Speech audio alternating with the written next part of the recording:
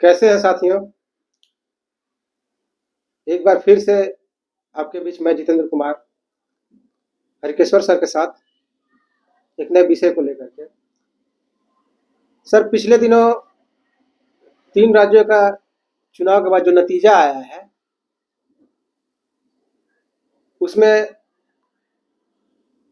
भाजपा पूर्ण बहुमत में आई है और छत्तीसगढ़ में एक आदिवासी को, मध्य प्रदेश में पिछड़े समाज से यादव को और राजस्थान में सवर्ण समाज से एक ब्राह्मण को भाजपा ने सीएम बनाया है। तो वो सर आखिर क्या मैसेज भाजपा देना चाहती है? क्या ये 2024 का जो लोकसभा का चुनाव होने वाला है उसको ध्यान में रख करके ऐसा जातीय कार्ड खेला गया है? देखिए, पहला तो ये है कि 3 विधानसभा का चुनाव ही नहीं हुआ था, टोटल 5 विधानसभा का, ठीक है, जिसमें 3 विधानसभा क्षेत्र छत्तीसगढ़, मध्य प्रदेश और राजस्थान में बीजेपी को बहुमत मिला था जी। तेलंगाना में कांग्रेस को और मिजोरम में मान लीजिए दूसरा वो फ्रंट उसका था, खैर स्थानीय पार्टी, क्षेत्रीय पार्टी को मिला था। तो आपका सवाल, मूल सवाल ये है कि बीजेपी को आमतौर पर माना जाता है कि वो सवर्णों की पार्टी। बिल्कुल सर, हाँ, ठीक है जी। और छत्तीसगढ़ में उन्होंने रमन सिंह का नाम चल रहा था, हाँ, उनके बदले में एक आदिवासी को मुख्यमंत्री बना दिया। कौन सा है जी? हाँ, मुख्यमंत्री को बना दिया। उसी तरह से मान लो मध्य प्रदेश में मोहन यादव को बना दिया। हालांकि वहां तो यादव मतलब थे, ये बैकवर्ड ओबीसी ही थे, शिवराज सिंह चौहान, इनफैक्ट वहां यादव को मान लेके दे दिया। और राजस्थान में ब्राह्मण को दे दिया, कोई शर्मा जी है। हाँ जी। और दोनों जगह सबसे बड़ी बात है कि आप देखिएगा कि डिप्टी सीएम का भी दो हाँ प्रावधान किया गया, प्रावधान किया गया।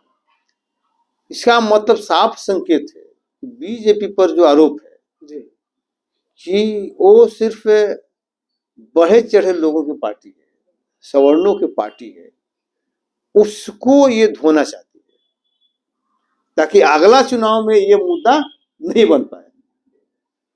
अगला चुनाव में ये मुद्दा नहीं बन पाए कि बीजेपी जो है सवर्णों की पार्टी है, बड़े लोगों की पार्टी है, ओबीसी के खिलाफ वाली पार्टी है, एससी एसटी के खिलाफ वाली, ये मैसेज नहीं बने और ये मुद्दा अगला चुनाव में नहीं बने, उसी के काट के, हाँ नहीं बने, उसी के काट के लिए ये मान लिया कि उन्होंने ऐसा किया है। अगला चुनाव मतलब लोकसभा का? हाँ, लोकसभा का 24 के चुनाव में ये मैसेज नहीं जाए कि बीजेपी जो है बड़े लोगों की पार्टी है, बड़े चढ़े लोगों का, सवर्णों की पार्टी है, सामंतों की पार्टी है, व्यापारियों की पार्टी है। वो मान ले कि वो उतना ही जितना दूसरों को चाहती है उतना ही एसटी को भी चाहती है, ओबीसी को भी चाहती है, ये मैसेज वो देना चाहती है।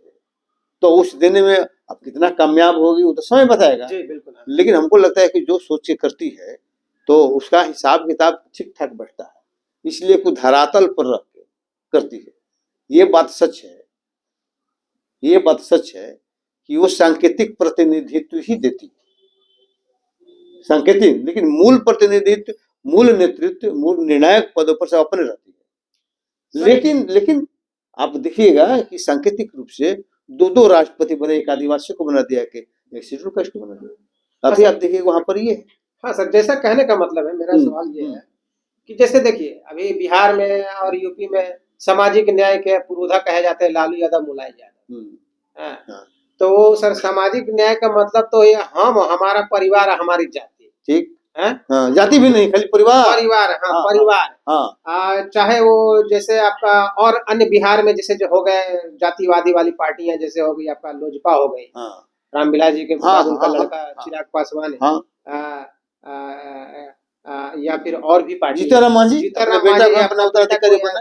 तो क्या उनसे और भाजपा में कंपेयर करना ठीक रहेगा? कैसे कंपेयर करिएगा भाई जी, कैसे कंपेयर करिएगा? एक तो मान लीजिए कि आप छोटा है और दूसरे में एक सीट चाहिए तो आपको बेटे को चाहिए, ठीक है जी। वो बृहद पार्टी है और चूंकि वो सिद्धांत पर चलती है, और सिद्धांत भले हमारे विरोधी क्यों, ठीक है, जी हमारे विरोध में ही क्यों न हो, लेकिन अपने सिद्धांत पर वो चलती है और अपना वर्चस्व स्थापित करना चाहती है। लेकिन लोगों में ये मैसेज भी देती है कि हम किसी के खिलाफ भी नहीं, उसका एजेंडा स्पष्ट है ना सर। एकदम एजेंडा स्पष्ट है। जी, जी, और इन लोगों को कहना कुछ, करना कुछ, जी बात करना सामाजिक न्याय का और काम करना परिवारवाद का, पारिवारिक न्याय का, बिल्कुल ठीक है। जी तो इसीलिए इन लोगों के प्रति विश्वसनीयता कम होती है, विश्वास नहीं होता है, और जो विश्वास करता है वो बेचारा घाटा में जाता है। अब इस उदाहरण के तौर पर मिल लीजिए कि हम शुरू से, जी मैं शुरू से जो समाजवादी जो धारा का मान लीजिए पार्टी था, उसका मैं शुरू से समर्थक ही नहीं रहा, मैं उसमें रहा। बिल्कुल स्टूडेंट लाइफ में मैं उसमें रहा, जी और स्टूडेंट विंग का हम जनरल सेक्रेटरी भी हम रहे, कर्पूरी जी के बहुत करीबी थे। जनता दल में, न उसमें लोक दल था, लोक दल में, ठीक है। लोक दल में सब। लेकिन जब हम लोग नौकरी में आए जी तो हमने देखा क्या जी कि जिसका कोई अस्तित्व नहीं था, कभी कोई संघर्ष नहीं किया, कभी कोई लड़ाई में नहीं रहा, कभी कोई सामाजिक एक भी प्लेटफॉर्म पर काम नहीं किया, और उस आदमी को बिहार सरकार ने तरजीह दे दिया, लालू ने तरजीह दे दिया, और मान लीजिए नीतीश ने, किसलिए? उनका जात भाई का था, जात भाई उनका जात भाई का था, चाहे किसी नेता का परिवार का है, चाहे बाल बच्चा है, उसको बड़े बड़े बढ़िया बढ़िया पद मिल गया। हम लोग वो उल्टे ही मेरे खिलाफ ही काम हुआ। तो कहने का मतलब है कि कहना और करना में बहुत अंतर है, समझे। बीजेपी के बारे में भले है कि हाथ कहता है कि खाने के लिए दांत अलग है और दिखाने के लिए अलग, तो हम तो दिखाने के लिए वो दांत भी, इन लोगों को तो दिखाने के लिए दांत भी नहीं है ना, जी, जी। दिखाने के लिए भी कुछ नहीं है इनके पास, है कि नहीं। तो जो भी दिखावे करे, चाहे जो अगर अपने लिए माने करे। तो क्या सर आगे आने वाला, जैसे बिहार में लोकसभा पूरे देश में है, उसके बाद हाँ। बिहार विधानसभा का चुनाव, तो क्या सर ये मोहन यादव जो बनाए गए हैं एमपी के चीफ मिनिस्टर, हाँ, तो क्या यहाँ कुछ उनका प्रभाव जाति आधार पर जो उनको बनाया गया है, और सर मीडिया में खबर भी चल रहा है कि खास करके यूपी और बिहार को ध्यान में रख करके उनको सीएम बनाया गया है। नहीं उसका इफेक्ट नहीं पड़ेगा, हाँ जी, यही हम जानना चाहते हैं। नहीं उसका इफेक्ट इसलिए नहीं पड़ेगा, आपको जी। बता रहे हैं जी, कि अब देखिए, जैसे मुलायम का बिहार में क्या प्रभाव है? कुछ भी नहीं सर, सिफर है। लालू का बिहार में क्या प्रभाव है? जीरो है। जी। दोनों बड़े बड़े नेता है, जी, लेकिन चूंकि बांट लिया, वहां की जनता सोचती कि यहाँ के हमारा यही नेता है, हाँ उसको मानेगी। हाँ, मध्य प्रदेश में यादव तब दे देगा जी, अच्छा, मध्य प्रदेश का यादव जो है, मोहन यादव के नाम पर वोट, मतलब वो वहाँ के नेता हो गए ज्यादा लोग। हाँ वहां मान ले वो कर देगा, यहाँ पर अभी नहीं करेगा, ठीक है। इससे मान लीजिए अब चिराग पासवान का बोले, उसी तरह से मायावती ने भी अभी देखिए, मायावती पर हम लोग को तो था कि भाई विचारधारा की पार्टी है, तो सर मायावती, हाँ, लेकिन मान ले वो भी अपना भतीजा को अपना भतीजा को अपना बना दिया, उत्तराधिकारी घोषित कर दिया, घोषित यूपी कर दिया। और उत्तराखंड छोड़ करके सर। तो बताइए ना, अगर मान लीजिए कि मायावती को करने की क्या जरूरत है भाई, संघर्ष कर रहा था, संघर्ष करता, अपने आप पब्लिक कह देती कि नहीं हो गया। तो सर ये कांसीराम का पार्टी है, इतना संघर्ष से बना, उसका क्या होगा?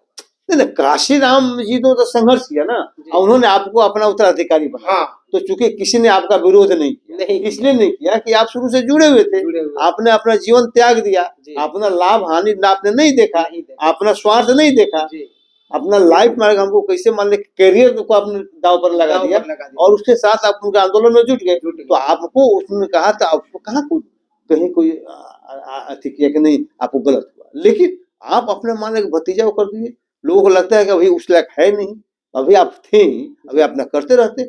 लेकिन चूंकि ये लोग जो है ना, परिवारवादी जो मानसिकता के लोग हैं, सोचता है कि इसको दूसरे पर विश्वास से नहीं होता है, अपने परिवार को छोड़ के, अपने पर छोड़ के और दूसरे पर विश्वास ही लोग नहीं करता है। तो इसी का यही तो इसी से लगता है, इसी का लाभ बीजेपी, भाजपा, बस बीजेपी को लाभ जो मिल रहा है, इन लोगों के कृतित्व के चलते मिल रहा है, इनकी गलतियों के कारण, गलतियों का मिल रही है। अच्छा मानने की बात बोलते हैं, लेकिन काम सब उल्टा करते हैं। इनकी गलतियों के कारण मानने की बीजेपी लाभ होती है, जिससे समाज को घाटा होता है।